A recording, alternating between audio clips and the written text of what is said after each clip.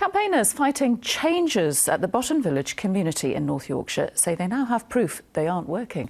Botton was founded in 1955 as a community where helpers and disabled residents live side by side.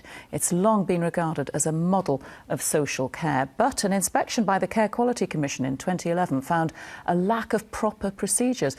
Well, the charity that runs Botton, the Camphill Village Trust, subsequently tried to make changes, saying volunteers must become paid employees.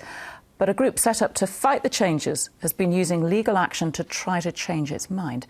And that group, Action for Botton, claims the Trust's own financial figures show their changes have resulted in more bureaucracy, increased costs and fewer hours of care for residents. Our business correspondent Ian Reeve reports.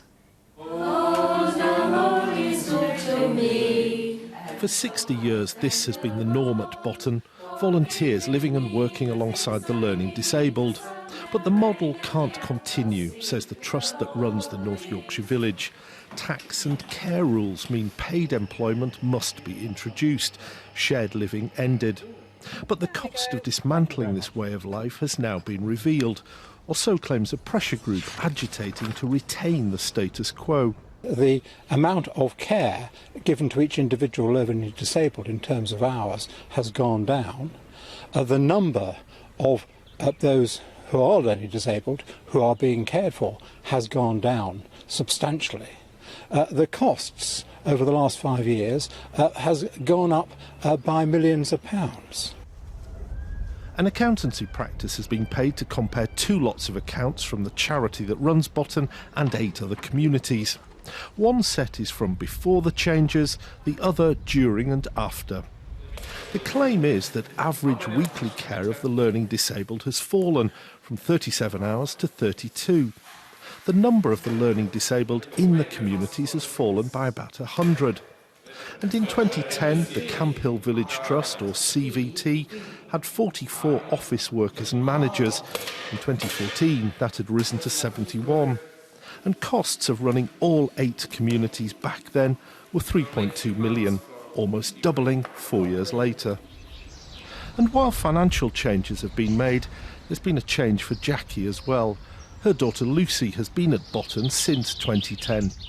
On the whole, I see a huge change. I mean, she doesn't eat well, she doesn't sleep well. She rings me many, many times a day. She's become much more dependent. She's at home now, much more dependent than she was 4 years ago. More dependent than she was, I think, 8-10 years ago. Very clingy. However, some Botton residents and volunteers are looking at ways to protect Lucy's and their way of life. About 70 have formed a union branch in the hope of stopping the changes. In terms of the community branch, we're offering support, IT training, social media training to enable them to extend their campaign and to spread their campaign and to garner more support in their struggle. A struggle that hasn't only been played out in this picturesque part of North Yorkshire, but also in court and with demonstrations against Botton's administrator, a reflection of the desire by people here to hold on to something that they say has worked for 6 decades. Ian Reeve, BBC Look North, North Yorkshire. Well, Camphill Village Trust has said the conclusions made over its finances are extraordinary. It said the report relies on data that lacks sufficient detail and isn't comparable between the years studied.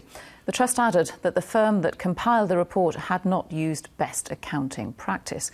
Well, CVT's Finance Director, Mark Barnish, said, "What these findings show is that anyone with a basic grasp of financial accounts can choose to extract findings that appear to support the message they want to portray."